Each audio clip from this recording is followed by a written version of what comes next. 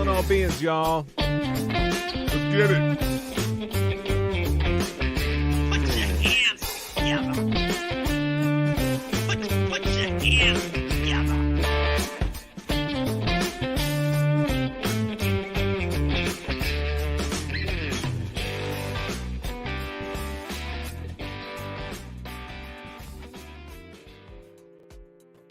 Yeah!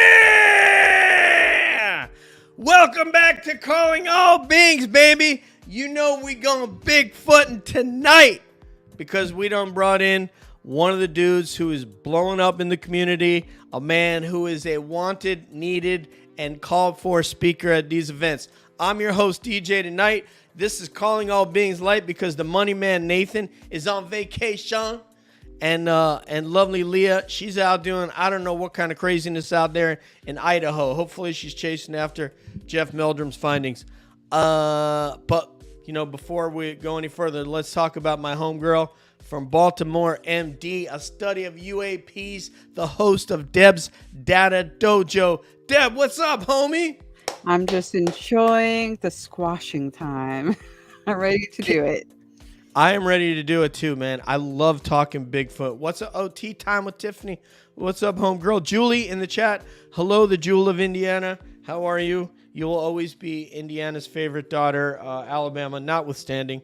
And let's bring in the man who's an original gangster here in Bigfoot. He's been doing this more than 2 decades. So give some love and respect to my brother, Matt Knapp, the host of Bigfoot Crossroads. What's up, homie? Man, oh man, guess what happened to me?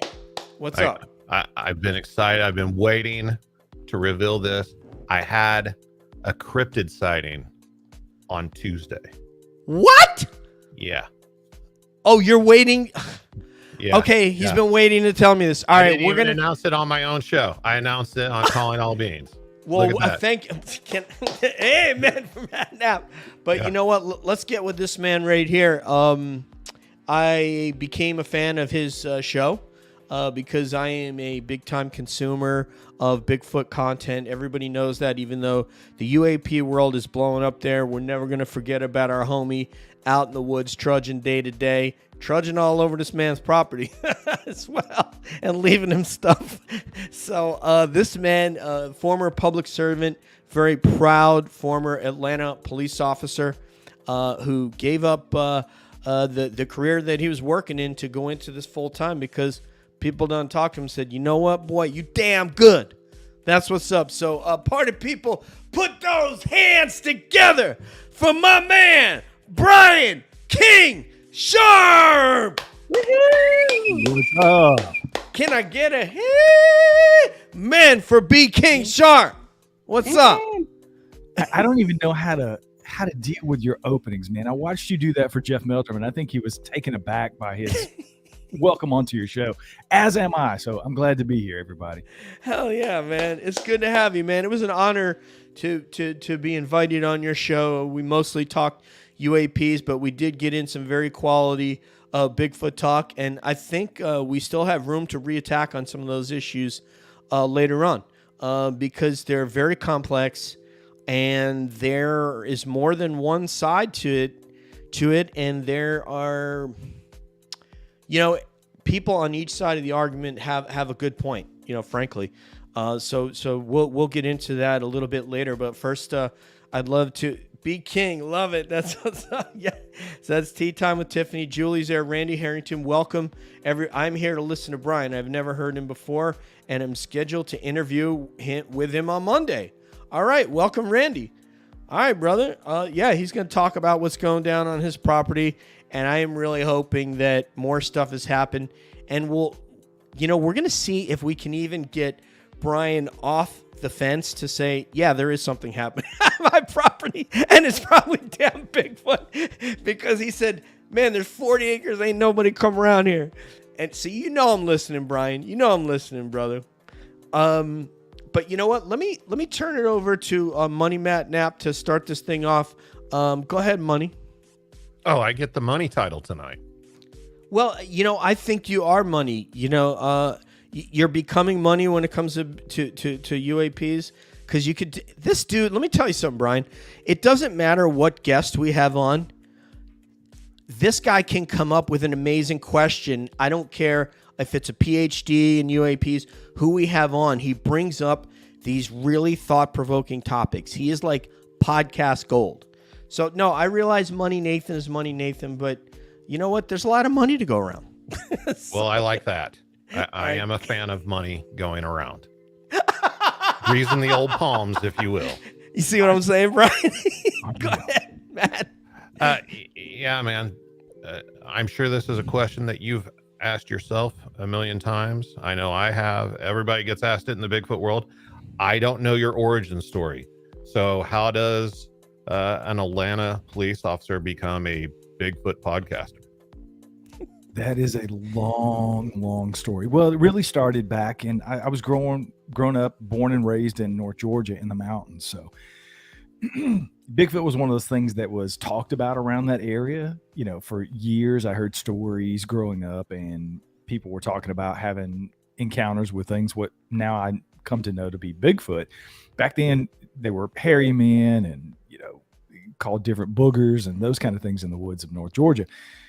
But having experiences of my own, you know, I had some sort of an experience when I was 12 that I believe might be attributable to possible Sasquatch activity. I don't know. I was bluff charged. I heard some noises and grunts and growls and really strange things in the woods. So, you know, I didn't see anything, so I can't say definitively what it was, but I, to this day, believe it was possibly a Sasquatch. I don't know. But just those things, hearing the stories, being familiar with it, you know, kind of growing up with it in a way, and then having my own experience. And, you know, it wasn't just Bigfoot for me. It was the other stuff. It was the Loch Ness Monster and anything that had to do with cryptids. I was into it as a child. I don't know why. And I, too, lived in a house. We were talking a little bit before we went on the air, Matt, about your history and the house that you live in. Well, I grew up with a couple of houses that had activity in them. Not so great activity. In a lot of cases, it was pretty scary stuff. But having those experiences just drove me to want to dive into that stuff and learn more about it. And, you know, I kind of suppressed the Bigfoot thing. The situation that happened to me in the woods, I didn't talk about it. I certainly didn't tell my mom. I didn't tell my dad. I didn't tell anybody, you know, what had happened. I just sort of buried it. And then I've said it many times on my show and other shows as a guest. You know, when you're a cop, you don't talk about Bigfoot. You don't talk about UFOs. You know, I saw a UFO with my mom when I was 16. So I had that experience as well. You don't talk about that at work. You know, you got to go in and prosecute cases. And, you know, I did a lot of DUI cases, and I did DUI for a couple of years. So I was in court a lot prosecuting these drunk drivers. And after you win so many cases, I think I only lost one case. And that was some BS. We won't get into that. But these prosecutors get, you know, these defense attorneys get pissed off when you constantly beat them in court. So they dig. They try to find anything they can in your character, your personal life. They don't care what it is. And, you know, if you're the guy at work talking about Bigfoot and aliens, you know, you do the math, you know. So I just didn't talk about it. You know, and I was in law enforcement for about 16 years. And when I left that in 2016, I didn't have to worry about that anymore. So I was able to really pursue that. And I didn't really get into the podcast thing. I didn't even listen to podcasts, honestly, until I don't even remember who turned me on to podcasts, but somebody told me about, hey, check out these Bigfoot podcasts. So I started listening to Sasquatch Chronicles, and I got hooked, you know, like most people do. It's all about the encounter stories, those compelling people that are telling these really crazy things that happen to them in the woods across the country, you know.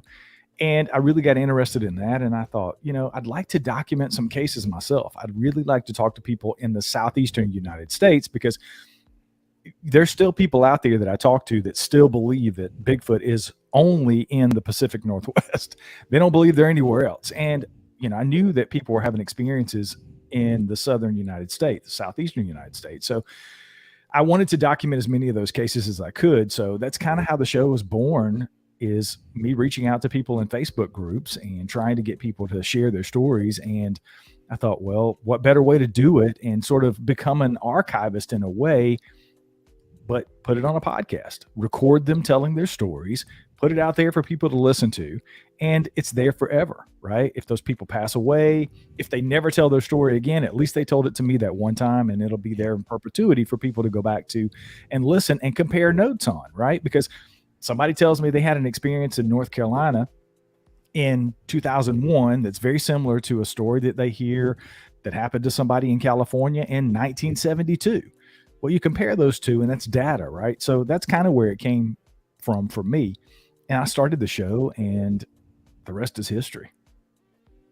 Yeah, I wanted to also say I understand where you're coming from. I was a aviator in the Air Force for a little more than half of my career in the Air Force was an aviator, and I did not talk about my UFO experience as a kid. In fact, I didn't talk about it until David Fravor talked about that Tic Tac incident, and I started this podcast basically as a result of it. I was doing MMA for a decade and was like, I'm not going to be doing MMA anymore. I'm going to be doing UFOs, and now it's obviously like you know, touching on all three. But I wouldn't talk about either because you're going to be seen as a nutcase. You're going to have no credibility amongst your peers, and people are not going to want to go on missions with you and stuff.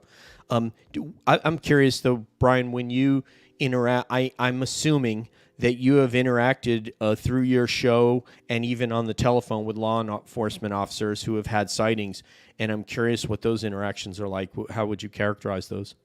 Yeah, it's very much like every cop who sees things. We typically are those. We got to see it to believe it, and then when you see it, you don't believe it because you spend the next 10 years trying to explain it with Occam's razor, and it was something else other than the obvious. I'm in therapy. I still do that to myself every single time I find some new weird thing on my property. And I say, well, it could be, it could not be. I don't know. I'll put it out there and see what people think, but it's very hard to get a cop to say anything definitive about a situation where they might have seen a Sasquatch or a ghost or, God forbid, a UFO, UAP, whatever. So it's very much like that. You know, there most of the time when I have those conversations or have had those conversations, it's very, you know, I still don't know. I kind of scratch my head. Could it have been a bear? You know, I don't know. Yeah. I'm not sure, but I definitely saw something. It was there, you know, that kind of thing. So that's what they tell you. It's very typical cop behavior. You know, once a cop, always a cop. It's kind of like military. Once military, always military. You just get that ingrained in your brain that you have to have proof, right? Extraordinary claims require extraordinary proof. Carl Sagan, right? I mean, it's the same across the board, whether we're talking about UAPs, we're talking about alien abductions, we're talking about Bigfoot. I don't care what it is. You insert the cryptid, you insert the phenomenon. You have to, if you're going to make these kind of claims, cops especially want to show me the money. Where's the evidence, right? And unfortunately, you know as well as I do, there's not a ton of that in this, especially when you deal in anecdotal encounters like I do. That's pretty much all my show is. It's either researchers that have had experiences or researchers that are out there trying to push the ball down the field, or Joe Blow or Jane, whoever from wherever that's had an experience they can't explain with something that they believe to be Sasquatch. So that was a long answer to a short question. Sorry. No, it's great. That was a great answer, actually, Brian. And I think there are different. I think there's variability in all of it.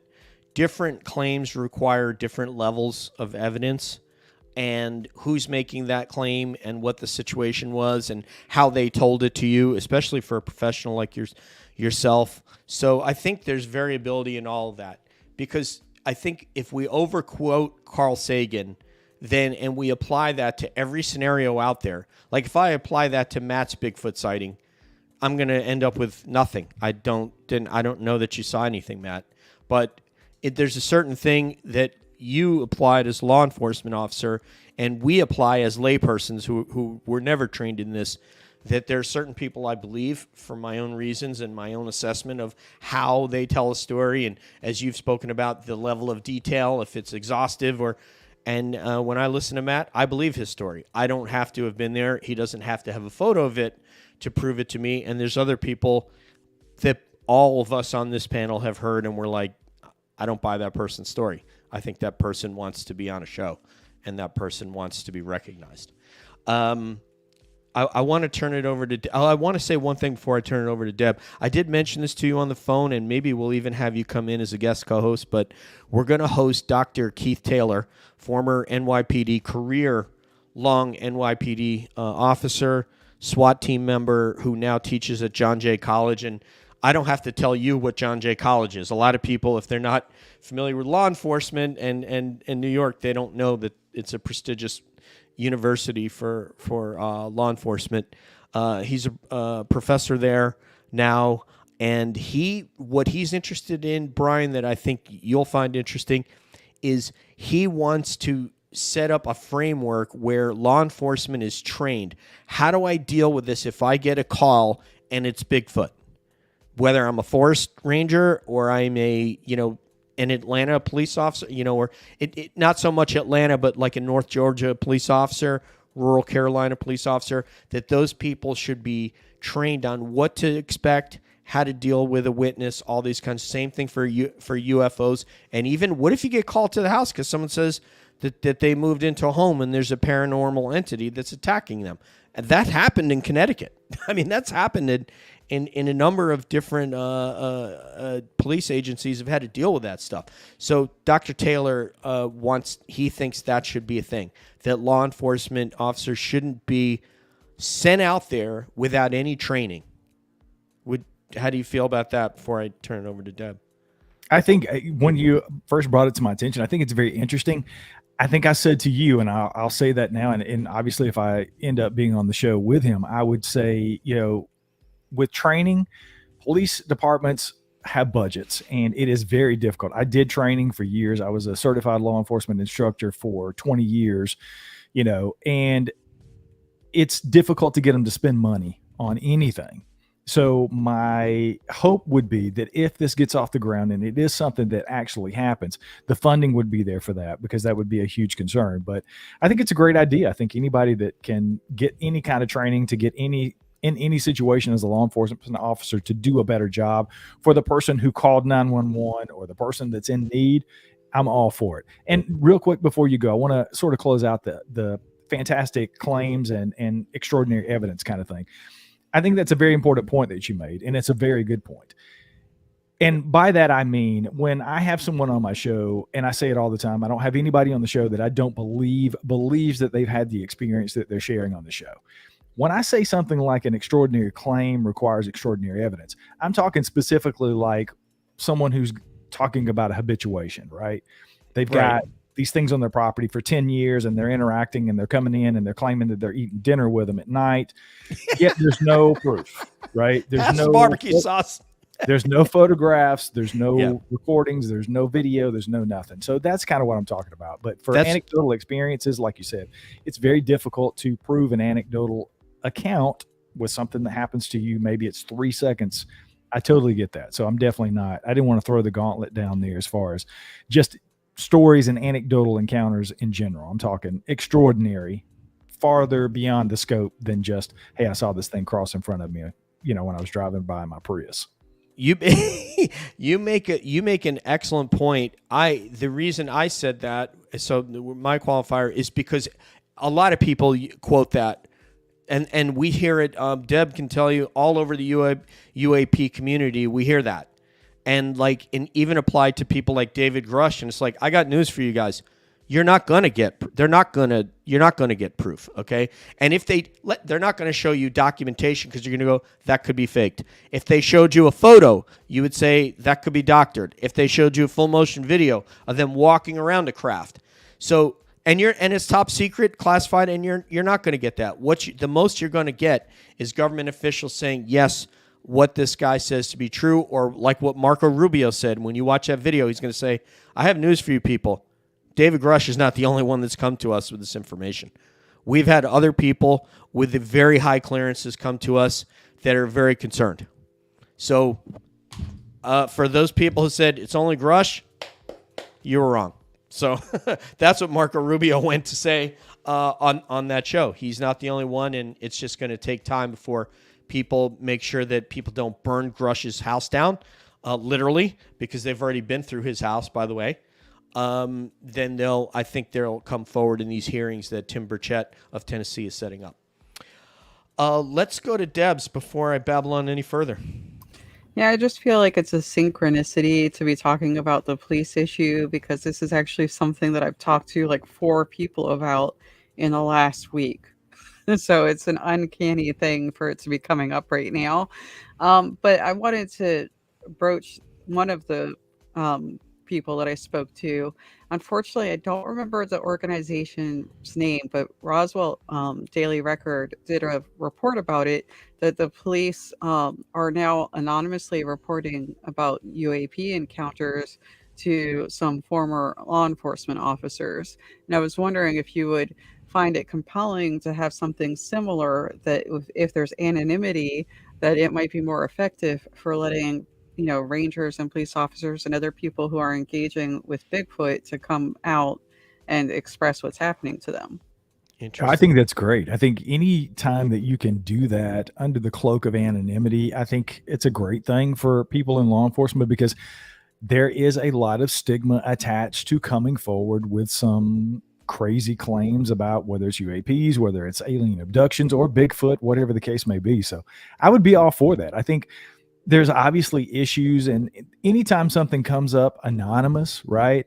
I had that recently. Well, not so recently. It kind of runs together after 300 plus shows, but I had a guy on the show who was sharing something with me, and we ended up talking about something else. And then this other person's name come up, and he put me in contact with this guy who was allegedly part of this training exercise out in Fort Lewis. I think it was back in the 90s, where there was allegedly there was a Bigfoot that was shot and killed during these maneuvers.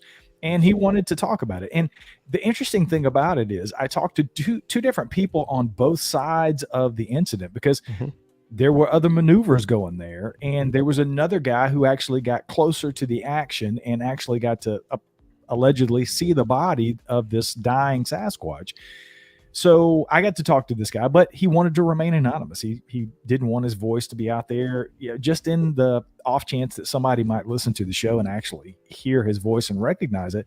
So I had to change his voice, and I caught crap for just doing that, because, I wanted the story. I wanted to get it out there in the zeitgeist, and I wanted it to be a part of the record, but he wouldn't tell it any other way. So I changed his voice in the program that I have, and he told his story. But people gave me crap just because, oh, well, if this guy's really telling the truth, he'll use his own voice and let us see his face. And that's not exactly how it works, right?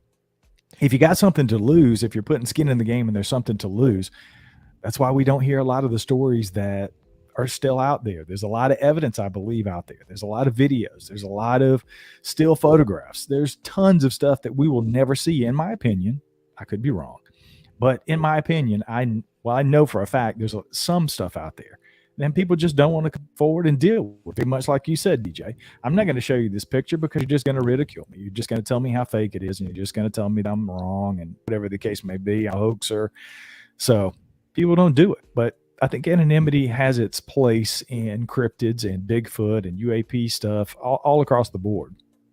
I want to bolster. I want to one up and one love your point right there, Brian, because I heard those episodes, and I've worked with Op4, and I spent half my career also working with special operations guys. And that gentleman you had sounded to me, the lingo that he was using and the way he spoke sounded like a legitimate special forces operator to me, having done I don't know how many deployments and interactions with these guys. I didn't live with them in their same bunkhouse and all that, but I know their lingo. The Op4 guy was the guy that the officer slapped in the face when he got up there, and he got to see the dying Sasquatch. And I believe the team lead for the gentleman that you had was an officer type. And when the Op4 guy, then they ran down the hill into their compound and said, "What's going on? We heard gunfire," and he saw it, and he slapped him and said, look away, and then had them picked up. He basically, for all intents and purposes, he had those guys apprehended and brought back to C2, to command and control, and then they debriefed them and scared the living bejesus out of them, not to say anything. But yeah, that sound, when that guy came out, that shifted the whole paradigm of the guy who was on with, I guess Wes had the guy from Op4, and that they told the exact same story, except the guy that you had did not want to be particularly affirmative about what he saw, but he talked around it and indicated he didn't want to say, "I saw a Sasquatch," but he said, "I saw something, on 2 feet. We don't know what it was," kind of thing. That kind of spiel. very legitimate, and that shifted the whole paradigm. That's why I say, like, you can tell when somebody's like spinning a yarn, and that Op4 guy was not. Matt, please go ahead, my friend.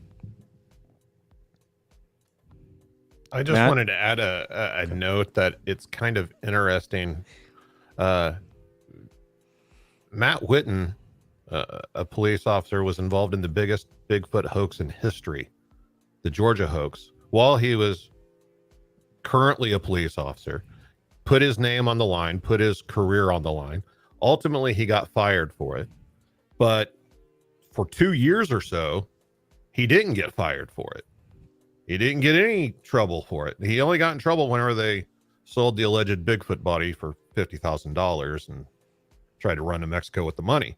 They frowned upon that. But so somebody being in law enforcement, and I mean no disrespect to anybody by saying this, but somebody being involved in law enforcement or the military doesn't necessarily mean they're being honest about their story or their claim. True. So how do you work around that? And not just with those type guests, but just guests in general. How do you work around the people who come on the show, and then once they're on there, have you ever had a situation where you're like, you know what, I'm not sure I believe this person? Or do you just leave your own personal opinion and judgment out of the picture entirely? Well, I'll address the cop thing first, and you're absolutely right. I tell you, the 2 years that it took, I know what you're talking about. I know the case. I don't know the particulars of. I don't remember what department it was, and I don't know what kind of investigation they did internally. But I'm gonna tell you, people don't realize this. It's very difficult to get fired as a cop in most cases. I'll speak for the places that I've worked in the past, but I'll tell you the one thing at Atlanta Police that will still to this day get you fired quicker and faster than anything, no questions asked, is honesty, integrity. The second you lie about anything, you're gone, because your integrity as a police officer, you can no longer ever testify in any court case ever if you've been proven to have been telling a lie about whatever, even a mundane situation that happens. And I saw cops get fired for it a couple of times while I was there. And so it's a very serious thing. So that's probably what ultimately got him fired. I don't know what the reason that the department gave, but it was probably an integrity issue because he had told lies. So, but it's the same thing with everybody. Every single guest that comes on the show, you have that issue when you do a show like mine. It's very difficult to vet anybody. We have vetting questions that we put them through. Danny sends out vetting questions and we have them answer them. If there are any red flags that come up, we go a little bit deeper, but it's a catch-22 for me because I've said this on other shows. It's not some big mystery, but part of the secret sauce for me, and I know other shows don't necessarily do it this way, I try not to get into people's encounters before I talk to them. I don't want to know, I want to know if you saw something. If you saw something, if you think it was a Sasquatch, that's about as far as I take it, honestly, because I like to hear the story for the first time when I'm actually interviewing the person for the first time. It's just a thing for me. I like to have that initial, it keeps me fresh in my mind. I don't make any preconceived ideas about their story. I don't go into it biased one way or the other, believing it or not believing it. And you're right. There have been times, Matt, a couple of times in, the last 2 years or so, that I've had people that afterwards I kind of scratch my head and go, I'm not sure about that. I'm not sure it happened exactly the way they said. I'm not sure that it happened in that way, whatever. So yes, I've had my doubts, and there's been a couple, I think maybe 2 interviews that I've done out of the entirety of the interviews I've done that have made it on the air and have it. Only 2 didn't make it on the air that I can recall right off the top of my head. Well, 3 now because of that. And the first 2, I think there was some mental illness. Possibly the third one, there might have been some mental illness going on there. There's one that I'm still teetering about putting out there because I've talked about it a couple of times on my show. This guy came on and told a fairly straightforward, I joke and say it was sort of a mundane Bigfoot encounter, right? If as mundane and straightforward as seeing a 1,000-pound, 8-foot bipedal ape that's not supposed to exist in the woods. And then it took a turn and went into this weird encounter where this guy claims to have had sex with a female Sasquatch during his but I'm telling you now, let's go back to, if you guys listen to the show, I just put out a show, I don't know if it was within the last week or so, where I kind of broke down the Patterson Gimlin film and the PG interview of Patterson and Gimlin 6 days after they filmed the PG film back in 67. Yep. Todd Prescott gave me permission to use that, and I put some of that audio into this episode because it's fresh. I mean, we're talking 6 days after they had this experience and recorded this, famous video. And then I compared it to an interview that happened with Bob in 2019. And I sort of go through the inconsistencies and the body language and sort of break that stuff down, and I was doing that with this guy that was telling me he had sex with a female Sasquatch. And I'll be honest with you. And, Deb can probably speak to this as a mental health professional. You kind of know when somebody's BSing you or not, and you kind of know when they're really serious about believing it, yeah. Whether it happened physically or not. He believed it in his mind that he had this experience. I can tell that, but I've not put out the interview. I don't know how people would take it listening to my show, because that would be hands down the weirdest thing that anybody's ever heard on my show. And there's been some pretty weird stuff. So. Hey, Brian, though, this is interesting because we were talking about a Sasquatch dating service.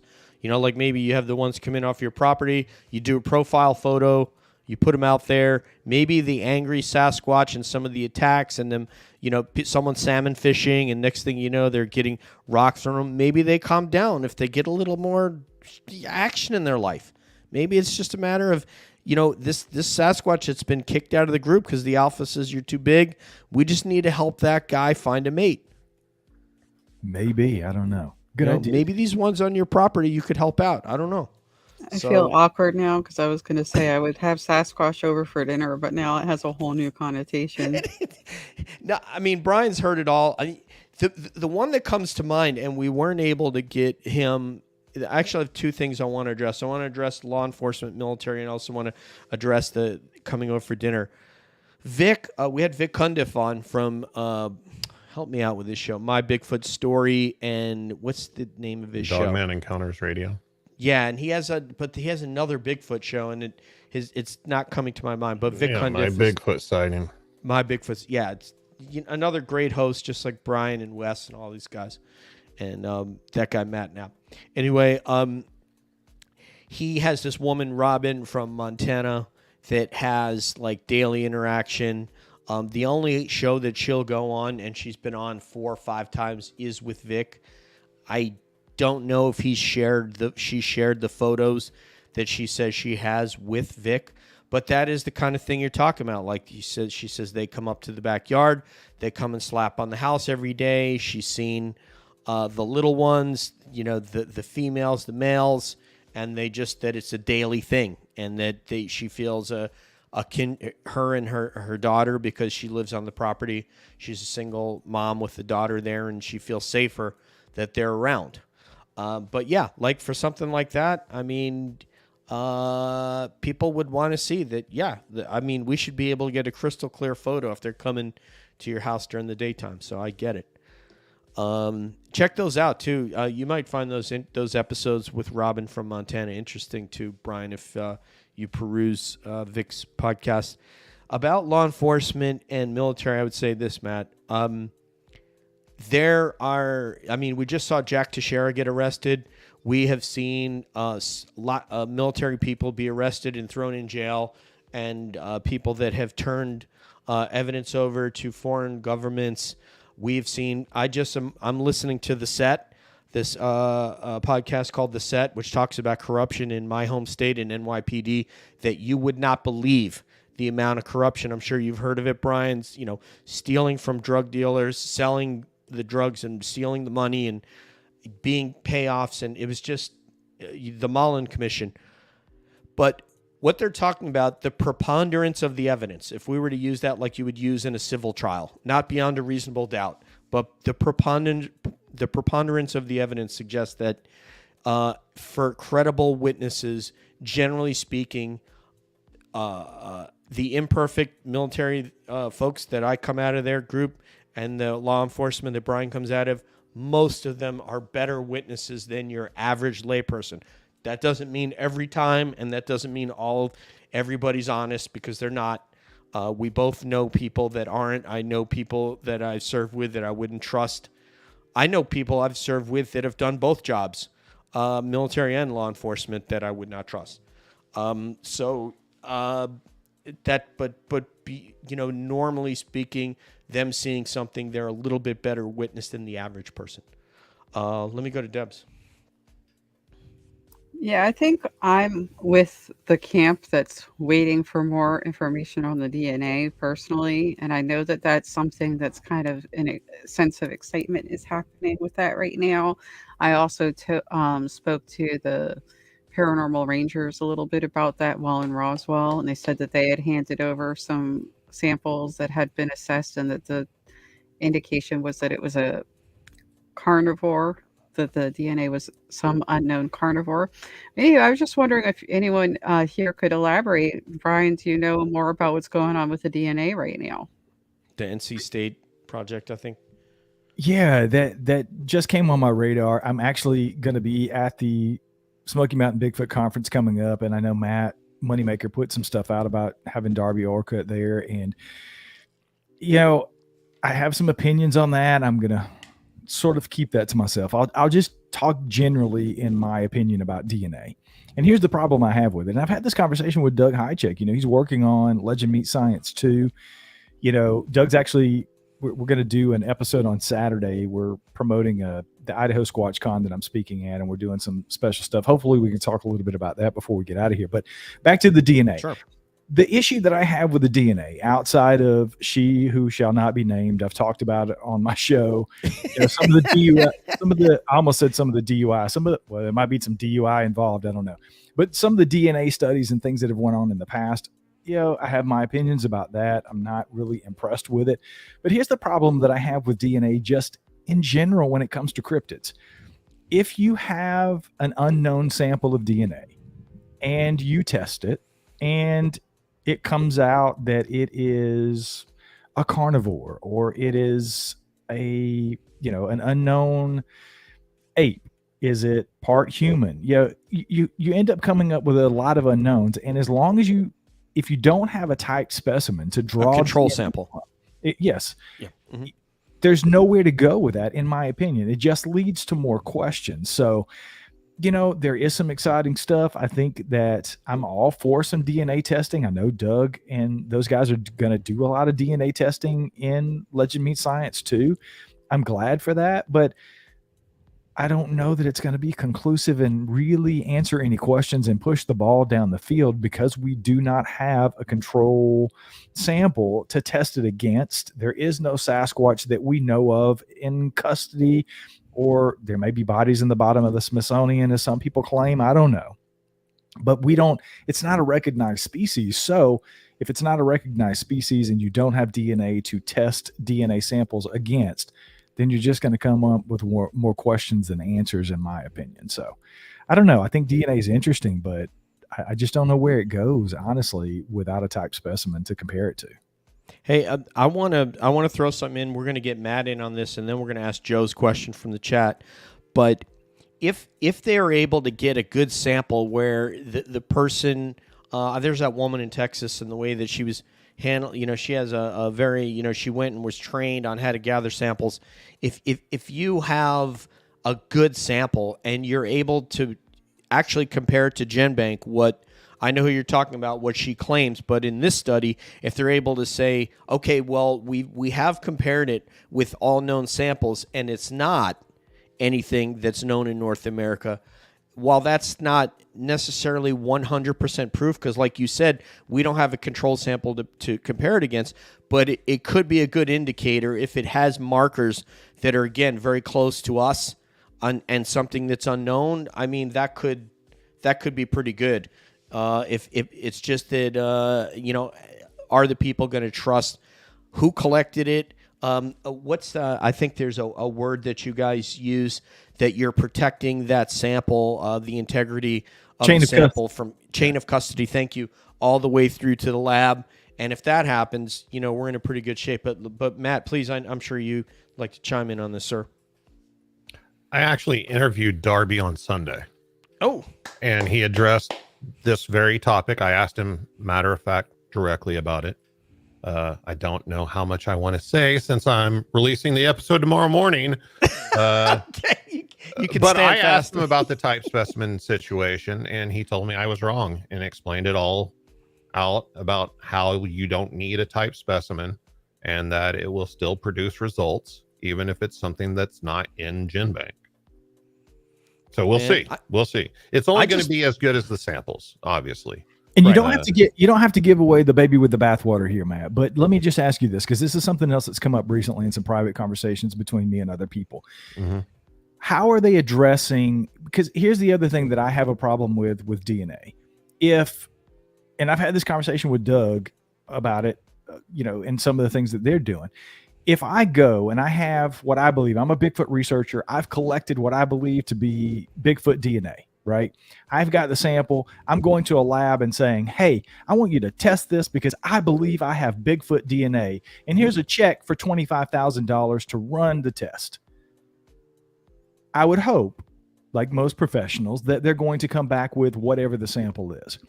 The question that has come up for me, and other people have asked me this question, and I've asked it of other people that are involved in the DNA, is that the proper way to do it? Or should you do blind testing in multiple labs, right? Is that a better way to go about it? That's at least what I would think. If I'm in the business of trying to prove that this is DNA of whatever, I'm not going to tell anybody what I think I have. I'm going to walk in and I'm going to say, here's a sample I'd like you to test. Let me know what you got. I'm going to go to another area with another sample and say, here's another lab. I want you to test this. Tell me what you got. I'm probably going to do that at least twice, minimum of 2 separate independent labs that have no idea what they have, in order to maintain the integrity of what's going on. And that's one of the things that come up, and people started reaching out to me sort of privately and asking me questions when this came up with Matt Moneymaker, because it appeared to me, and I have not talked to Darby Orcutt, so you have, and obviously we might want to just tune into Bigfoot Crossroads tomorrow when it drops and we'll get all these answers. However, is that how they're approaching it? If it's just one person, it's just one team, and it's just one lab that's handling these DNA samples, I have a little bit of an issue with that. So is that something that we can look forward to maybe getting an answer on Bigfoot Crossroads tomorrow? Yes, actually. If I remember correctly, Darby said that's how this project got started. People asking him, hey, if I do have samples, what lab can I send them to? Where can I send them? How should I do it? And he started looking into it and realized that there wasn't really any good alternatives out there. The problem with the scenario you're talking about specifically, if you just have the money and you just go to a commercial private lab and say, here, I just want you to test this and tell me what it is. In all honesty, there's a 50-50 chance it will ever get tested. They'll look at it under a microscope if it's hair. And, if it does show up as something, that they can't recognize, they're probably just going to stop at the first step that they don't recognize what it is and say, oh, well, this is contaminated, or this is probably just something, a dog hair or something. You can't really trust that. Samples also get lost all the time. I know back in the early 2000s, we sent off several different hair samples to 3 different labs, I believe. We never even got to the point of any sort of DNA testing. This was just looking under a microscope and trying to identify the hairs. And only one lab sent us back results. The other 2 labs never got it, or lost it, or whatever you want to say happened to it. The one lab that did look at it said, yeah, this is most likely human, but we can't tell any more information than that. We can't tell what part of the body. We can't tell what racial background or anything, but it looks like human to us. And that's as far as it would go. They wouldn't even offer to do any DNA testing on it. The North Carolina situation. Yeah, go ahead.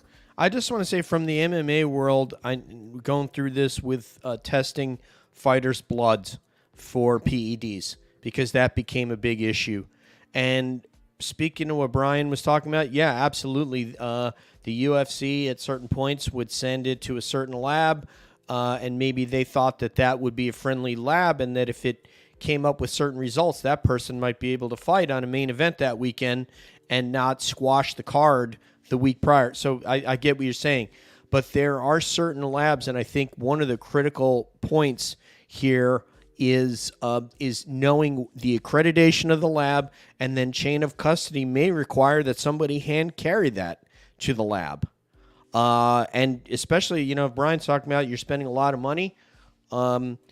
So I think, you know, that is very, very, that is very necessary if you're going to be testing, is to know what accreditations that the lab has, how deep they can go, what they can find, and then that chain of custody is that, you know, that it made it to, you know, to the lobby for intake at this lab, because so you don't get screwed like Matt and his guys did, where they sent it off and then all of a sudden they said they didn't get it or it got lost. I'm sorry, did you have something else though, Matt? I was just going to add that this particular DNA inquiry, it's multi-stages. It's not just straight to DNA. First, you know, it depends. They have to look at the samples. They have to determine that the samples have genetic material that they can test and that it's worth actually taking the time to test it. They have 2 labs. I assume they're both under North Carolina State University. You know, but they do have 2 different labs. They have an array of, you know, professionals, professors, doctors, scientists, whatever you want to call them, in different areas of research that are going to be involved in this project. Everything's by the book. I mean, Darby had to fill out all the paperwork and get it approved by the board and everything else. So in my opinion, since I've been involved in this is the most well laid out DNA inquiry that I've ever witnessed. I've never seen one that's gone to this level. This is exactly what we've always asked for. So I do have high hopes, but again, it's only going to be as good as the sample submitted. And just because people think that they have Bigfoot hair doesn't mean they have Bigfoot hair.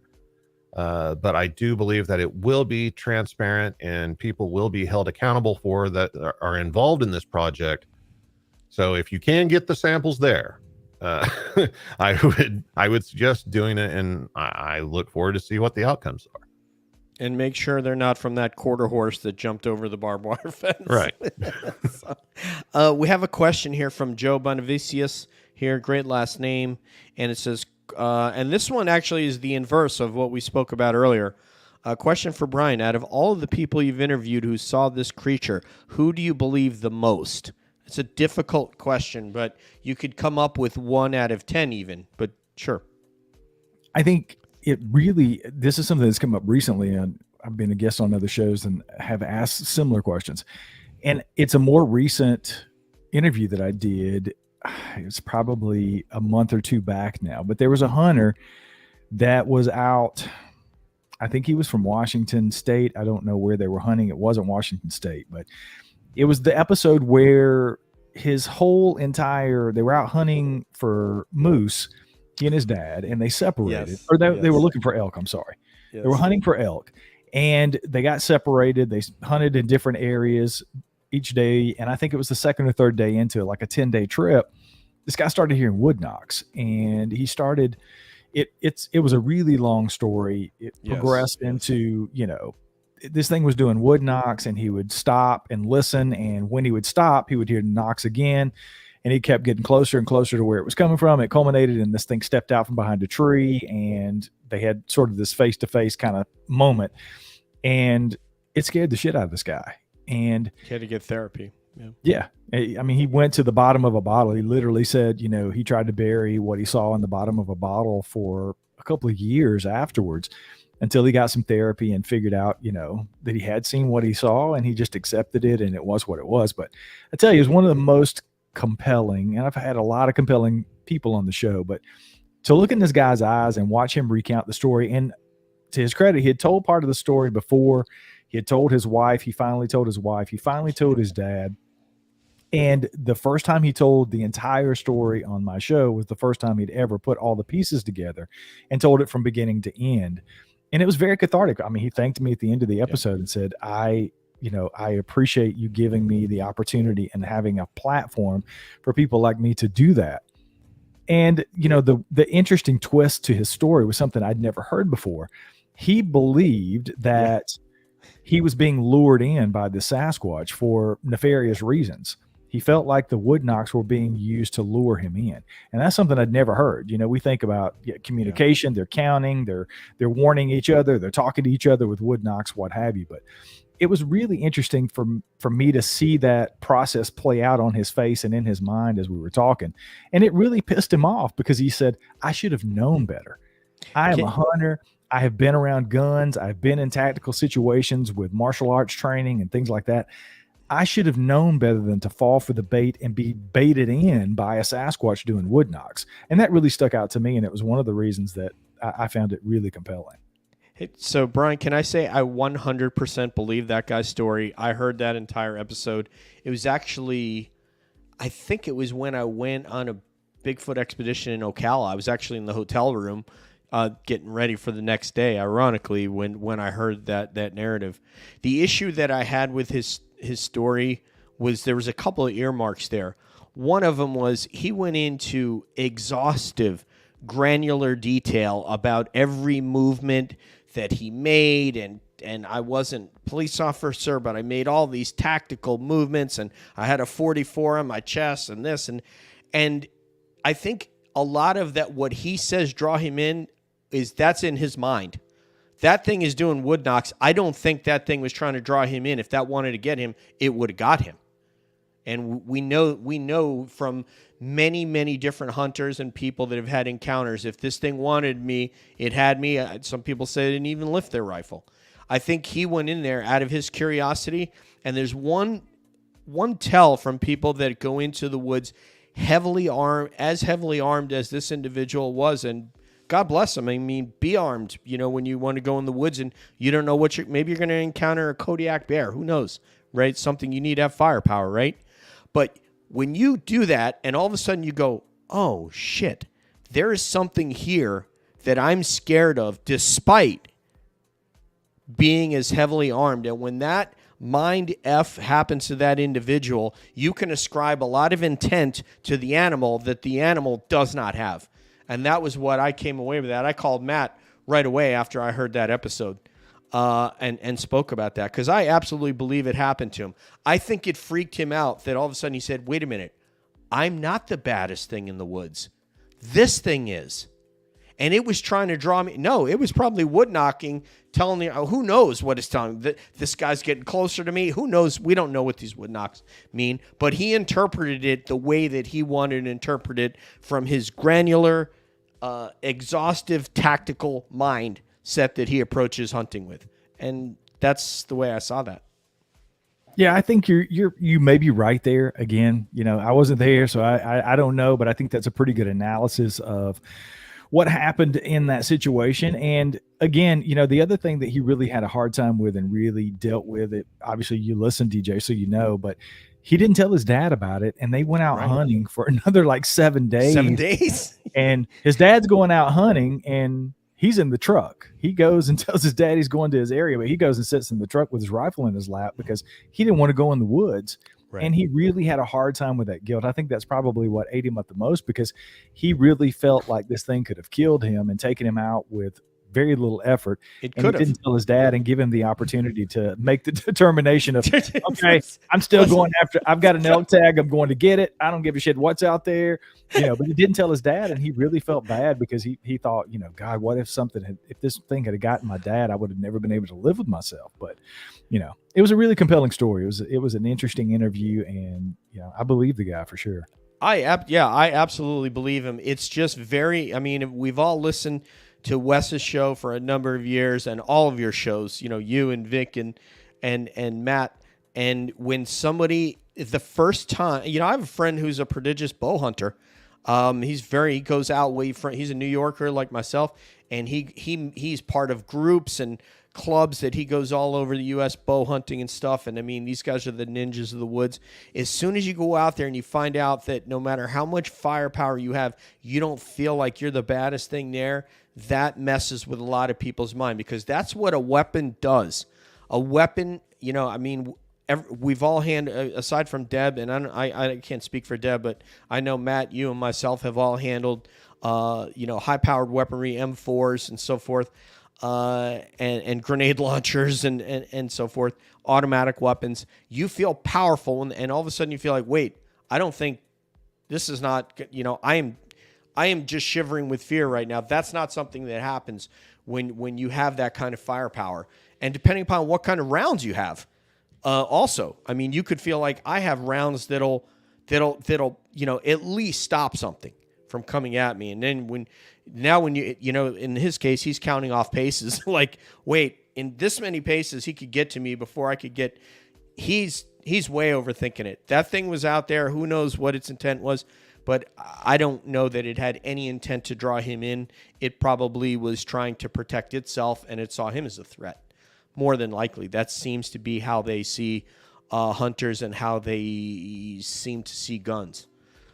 They know what a gun is. They probably can smell that gun oil that rifles are cleaned with. It has a very, very specific smell. So anyway, somebody said my screen. Somebody had something. Is that Deb or Matt? Yes, ma'am. Please. Actually, because I have been talking to people about, the police and safety and involvement with the paranormal, and you were talking about, someone approaching this with kind of a shock, ontological shock, as Julie just said in the chat. What would you advise for preparing people for encountering something? What would be like good preparatory steps for those that are currently afraid, or I believe it or not, this actually to me is important. So it is really important, and Brian is not. Nobody's going to be able to answer that, but it is a great question. I can't wait to see how Brian answers this. I'm trying to look up at my books to get the name of the book right, but Dr. John Baranchak wrote a book, and I'm actually working to get John on the show here in the next week or so. It's called Psychological Horizons in Scientific Bigfoot Research. And John, as a mental health professional, has been for, I would say 3 decades, maybe more. I don't know. I don't want to add to his credentials that aren't there. John can talk about that on the show. But his book is really all about that, Deb. It's about how to go through processes where if you are going out into the field to look for Bigfoot, things and practices you can put in place for yourself to hopefully assist you with that should you run into one of these things. And that's what his book is really all about. So I'm very interested. I met him a couple of years ago. I was a speaker up at a conference in Tennessee, and John was there participating, and I got to actually meet him there. So I'm looking forward to that conversations. But there are things that you can do that I don't know about that John's going to talk about on the show coming up here in the next couple of weeks. This from Epic D Media. He said, "Hey Brian, love your show. Are you considering making a video documentary when you go out in the woods with Todd?" I don't know which Todd he's talking about, if it's Todd Standing or another Todd. He is talking about Todd Standing, because I'm actually going up to Radium in October to do a week-long Bigfoot expedition with Todd and Kyle DeShane while I'm up there. Woohoo! So for people who have listened to the show, which Epic says I like listening to your show, so there's no love lost there. There's no qualms about me calling Todd Standing out as a hoaxer. I've done it for 2 years plus on my show. And so we have this history, right? But I call it I don't know what the word for it would be. We're not enemies. We're more like frenemies in certain ways, because, I believe Todd has had experiences, and I just believe his videos are fake. I don't believe they're real. And I've told him that. I called him out for a couple of years on the show. I finally had Les Stroud, Survivor Man Les Stroud. Most people in the Bigfoot community are familiar with Les, his Survivor Man television show, and then ultimately Survivor Man Bigfoot. I had Les on the show, and he spent time with Todd up in Radium. I think they were up there for a couple of weeks, boots on the ground, researching, filming, doing all this stuff. And when I had Les on the show, we talked about I thought the videos were fake, and I kind of called him to the carpet and asked him what he thought about them. And he had issues, right? There's some issues about where's the rest of the footage? Where's what happened leading up to the videos? What happened after the videos? All we see are these HD quality videos of boom, there's a Sasquatch in my face and nothing else. So that was a big issue for Les. And, eventually I kept asking Todd on the show, and he would not return calls. He would not reach back out. Once I had Les on the show, we talked about it. Then he contacts me and comes on the show. And to his credit, I mean, he answered the questions. He stood up to, the scrutiny. He answered some of the questions about his sister being a special effects makeup artist. He denied that stuff, and, we just really agreed to disagree. I got sort of I call it a quasi admission from Todd that, it was basically, I have the audio on my computer somewhere. I was just doing it. Trying to bolster basically trying to bolster actual sightings with those videos and stuff, or actual experiences. Yeah, it basically, that's what it boils down to. I was trying to see if I could pull it up. I've got it here somewhere. People can hear it in his own words. But basically, in a nutshell, he's saying, some special effects makeup artist that worked on Lord of the Rings reached out to him and said, God, man, I would love to give you a job. Your stuff is fantastic. Your videos are clearly fake, but we'd love to give you a job because you do. And Todd's answer is, man, there's no way I could fake that. Those videos are real.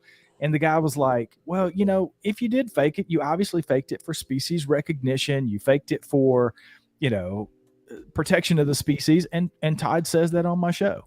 He's like, what it boils down to is they're either real, or if I faked it for species recognition because I'm sure as shit having these experiences. I'm finding footprints. I'm finding tree breaks. I'm finding all this stuff. So I kind of called it a quasi admission. I'd never heard him say anything like that anywhere else other than on my show. So it's like the O.J. Simpson book, If I Did It. But anyway, so Tiffany, Tea Time with Tiffany says, yeah, that's so exciting. Can't wait that you're going to do that. I also can't wait to hear about that, Brian. And Tiffany, if you've got a question for Brian, throw it in there. And if not, Matt, what do you say? Should we transition over to Patterson Gimlin and Brian's property? Real quick, before we do that, let me answer Epic's question. Sure. So people have asked me that. I am taking a camera. I am going to do some videotape. I am going to hopefully do some campfire interviews, just me and Todd and maybe Kyle. I think Kyle's dad's coming as well. So it's really going to just be me and them. So I'll have a lot of one-on-one time, and I'm planning on asking Todd back to the show after the expedition to talk about, and probably have Kyle on as well, about what happens, what doesn't happen, and maybe do a follow-up, round 2, but I'm not going to do a full documentary. I mean, I have a Canon camera. I don't have the equipment to do a full-on video documentary, but there will be video, there will be photographs, and I'm taking some audio recorders to put out as well. So there'll be lots for me to bring back. Okay, I'm done. No, I was going to say, dude, I think you're going to hear stuff. I think you're going to, as a minimum, you're going to probably hear vocalizations, and he's probably going to be able to show you, like what he showed Meldrum, probably some footprints and structures. I think it's going to be epic if you're going up to that area. You better make sure you're getting your PT on, man, to get up into that terrain, brother. I'm ready. All right. Oh, look at that. Yeah, he's training. Good, man. Going to be out there like Rocky tomorrow, man, running down those country roads. Matt, you ready to get into some Patterson Gimlin, some sort of, overall thoughts on taking one in, all that kind of stuff, Matt? Yeah. I'm down for whatever. All right. So Brian has some issues with Patterson Gimlin. So take it away, Matt. And then I'll come in after that, and I'll get Deb in there. I mean, let's just start right there. What's your issues with the Patterson? Is it the film that you have issues with, or the story, or both? It has always been about the film for me. I've always wanted it to be real. I still want it to be real, and I just did a show about this. Like I said, I think it was last week, and after I really got into the minutia of the story, hearing the Patterson-Gimlin interview on Canadian radio from October 26th of 67, 6 days after they filmed this, and comparing that to some of the interviews that I've heard Bob do more recently. I think the one I compared it to on the show and sort of did my commentary on was in 2019. And although there are some inconsistencies there, is that, an 80 plus year old man, 50 plus years after an incident? Probably so. But one of the big glaring things that stuck out to me that has sort of been an issue with the story outside of the film was Bob got the date wrong. He got the day of the week wrong in these two interviews that I compared. In 67, he's talking about it being on a Friday, which October 20th, 1967 is a Friday. But in later interviews and as far back or as recently as 2019, he was saying that it happened on a Saturday. That's kind of a big deal in my opinion, because there's always been this question about how the film got developed, where it got developed, how quickly things happened, and that kind of stuff. But let's stick just to the film. It's never, in my opinion, going to be definitive enough, right? It is what it is. The film was filmed the way that it was. There's only so much that you can do. Bill Munns and tons of people have done tons of things to enhance it. I had Henry Franzoni on my show. Well, it hasn't aired yet, but I talked to Henry a couple of weeks ago. And, back in the early 90s, he and Jeff Glickman, I think it was, they spent $500,000 to prove whether the Patterson-Gimlin film was a hoax or is it real. And at the end of the day, it's like Henry told me. I won't use his words. He used some colorful words, but he's like, find something else to talk about, because you're never going to get to the end of that question because there's not enough there. Either you believe it's real or you don't. That's what it comes down to. But I'll be honest, I shifted my opinion. I was about 50-50 on it. I'm more like 80-20, 90-10 that it is a real creature in that film. And some of the things that have changed my mind, obviously, are talking to Jeff Meldrum about it, talking to Cliff Barackman about it. Those guys have, over the years, the last couple of years, having the opportunity to have those kind of conversations have sort of shifted my opinion. And then, like I said, once I really dove into the interviews and watched Bob's body language and studied, I took classes. I was an interrogator. I interviewed people. I was an investigator. So I'm pretty good at reading people's body languages and the tales when it comes to people being dishonest. And I just don't see it in Bob in that 2019 interview. The one that's on the Sasquatch archives, everybody should go check that out. You can see the 1967 video. It's just basically the PG film, and then it's the audio. It's about 20 minutes or so, the full interview that's on there. And you can kind of get an idea, but after going through that and really deep diving into that and listening and comparing those two over the last couple of weeks doing research for that, I'm pretty sure that it's a real creature, and I believe it happened the way that Bob says it happened. So there you go. I'm on the record now. Yeah, I really like that, because I hear, when I listen to you talk about this on not just that one episode, but a number of episodes, you struggle because it's very, I find that there's something in you that finds it difficult to believe, despite what's happened on your property, despite you knowing and you recounting all the facts surrounding what's happened on your property. You struggle with being able to say, I believe, and it's something that's within you. All these people can offer all this hyper analysis, and Jeff Meldrum, like you said, he has said on our show and on many shows, he said, if I didn't even have the film, just the footprints alone, he said, would be enough. Then, and he goes through all those things. And in my opinion, being a 1967 product myself, I don't believe that anybody could fake that. That creature, what's on there. It absolutely looks like a real creature. And then there's a ton of narrative, but one of the more interesting ones of a guy who was there about 9 years earlier, and Tom Cantrell, says that these guys are from Yakima, Washington. Why wouldn't they just go out in the woods in Washington and stage this thing? What the hell do you need to drive 600 miles to California to do this if you wanted to fake it? So it doesn't make sense, but this is the type of hyper analysis that we hear. There are body language experts that came out and said David Grush I see tells in what he's saying that he's not being honest. And then they ended up, Ross Coulthart, the interview came out and said, well, did you guys know that he's autistic? So nobody knew that. I didn't know that. It turns out that they make very good intel analysts. And by the way, this dude was, he's 36 years old. He was a GS-15 as a 36-year-old. Like, my mind can't even go there to get to GS-15. And he worked for the National Geospatial Intelligence Agency. He was chopped to the National Reconnaissance Office, the NRO. And then from there, they farmed him out to be a member of the UAP task force, which is how he got into this entire mess that ended up ruining his damn career. So not to mention, did I mention to you he used to compile the president's daily intel briefs? I mean, those guys get, they're screened pretty closely, man. A lot of polygraphs. I know you understand about polygraphs. I've had a polygraph. It's not fun.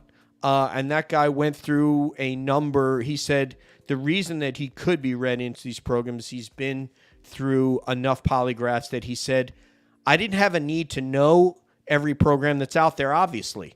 But he said I had a high enough clearance to have been read into anything if they would have allowed me to. And they said, no, psst, stop in the name of love. You're not getting read into this program. And that's when they started harassing him. So this type of hyper-analysis is going on with the Patterson-Gimlin film. And I just don't think that there's enough. There's all these narratives around that they can't get around the Bob Titmus casts that came just after, the day after, and then the film of this unbelievably physical female creature, which never would have been, nobody in their right mind would have created a female creature to begin with. It would have been a male creature, and it would have looked like the narrative. People say the big V taper and the whole 9 yards. Instead, like they said, it looked like a refrigerator with arms. But you can see the traps. I mean, anybody who's played football would die to have traps like Patty had. So, and that's a female Bigfoot. Anyway, Matt, I wanted just if you have something further on. It was great to hear you say that, Brian, because I never heard you that definitive on it. And let me go to Matt and then Deb. I mean, if we can just take the Patterson-Gimlin film out of the equation for a second, are there any other publicly released videos that you believe are authentic besides the Patterson film? Just remove it entirely. I do. And I tell you, I'm actually speaking at the Idaho SquatchCon coming up in August 26th. And it'll be me, Dr. Jeff Meldrum, Cliff Brackman, and Michael Freeman, Paul Freeman's son. Yeah. The Freeman Files book. He wrote that. It's been out for months now.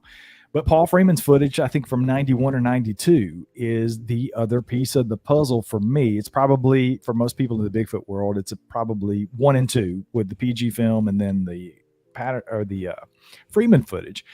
And there's tons of people out there that have talked badly about Paul Freeman.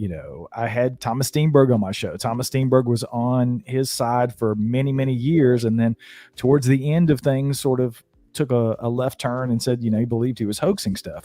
And other people have had concerns about it as well. But I have to say, I've seen the enhanced version, the non-interlaced, enhanced, slowed down, zoomed in version of this film that Doug Hychek and Alex Hychek, his son, and I think Blaine had a hand in it as well, with looking into and really diving in and kind of doing what's been done with the Patterson-Gimlin film. And I know Cliff Brackman has done his own sort of thing outside of that to enhance it and do the non-interlaced version of this film, because what most people see is like an interlaced version of it. Anything you look up now, if you go and do Freeman footage on YouTube, which there's probably some people opening up a browser right now and doing that. Mm-hmm. If you look at it, there's not a lot of there, but I've seen the enhanced version of it. I've seen this slowed down and zoomed in, and it is very compelling to me. That looks like what I would consider to be a Sasquatch. And you can see this thing walking over to a tree and picking up what looks to be a baby, a toddler, a juvenile. I don't know. It looks like a baby to me. And this thing's wrapping its legs around this huge creature. And you can really see it in this enhanced version. And one of the cool things that we're doing in Idaho at the SquatchCon is, I don't think this has ever been done. We're going to do a panel discussion and show that non-interlaced enhanced version of this film so people can see it. And we're broadcasting it on, you can watch it live as it happens. So you don't have to be in Idaho to do it. You can actually check it out. And if you want to go to hangar1publishing.com, you can check that out now. Just go to shop, and then you can see where you can be a part of that on August the 26th. But I think I said all that to say that is one of the most compelling pieces of public footage that's out there, at least for me, in my opinion, that sort of hammered it home. Because, and again, it was very much like the PG film. I watched it over and over and over, and I just kind of said, I want to believe, but I'm not so sure. But if you talk to Michael Freeman, and you talk about the day that his dad filmed that, and him coming home with that film, and how excited his dad was, and the way that his dad explained it. And Michael said, literally, he said this on my show, I had a couple of friends over, and my dad, I thought we were going to tear the tape up and like break the tape, because we watched it so many times over and over and over again. And my dad was so excited. And, it sort of clicked for me then, talking to Michael. You can be a Bigfoot hoaxer, right? If you want to hoax somebody and you want to go out and be a Rick Dyer and just hoax for money or whatever, and then just stick your middle finger up at people, that's one thing.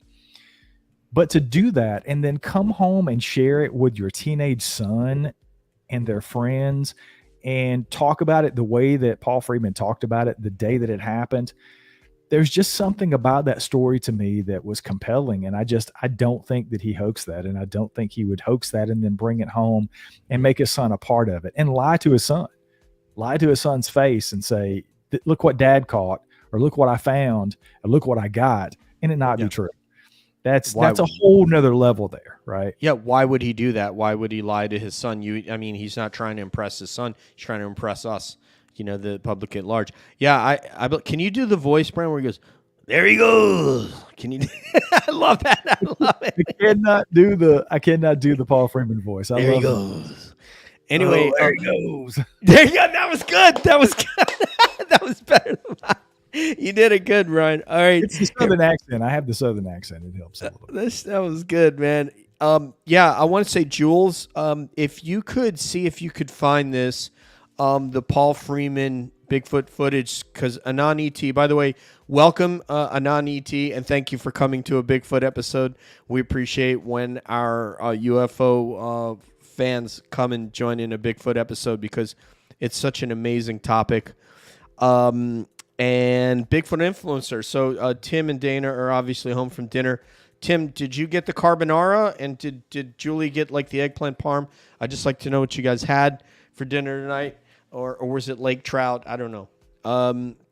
Also, if you are a Bigfoot, if you are cohabitating with a Bigfoot out there and you need a babysitter and you're near Baltimore, Deb is willing to babysit your Bigfoot for date night. Right, Deb? Is that correct? Yes, and if they offer a big enough vehicle, I would probably transport the baby for them. Oh, yeah. So if your Bigfoot baby can't fit in Deb's minivan, let us know and we'll see what we can arrange to get her over to her house. Be sure you don't stay out too late. Deb likes to be in bed by 11.